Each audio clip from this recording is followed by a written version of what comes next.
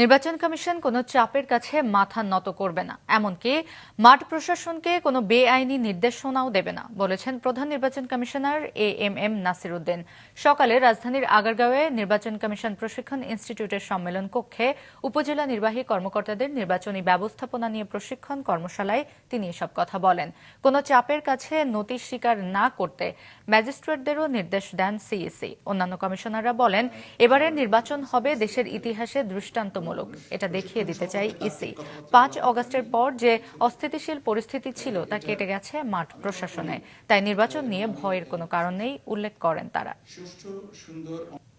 Mobile magistracy অনেক সময় ঘটনা তারা যায় হতো when everything is over, সব কিছু শেষ হওয়ার পরে তখন দেখবেন যে আর কেউ নাই, সবাই মারামারি করে ভোটের কেন্দ্র দখল করে বাক্স দখল করে বাড়ি চলে গেছে, আর আপনি গিয়ে হাজির হলেন। সেটা যাতে না হয় এটা আপনাদেরকে এনশিওর করতে হবে। আমরা আপনাদেরকে অন্যায় কোনো আদেশ দিব না, অন্যায় কোনো হুকুম দিব না।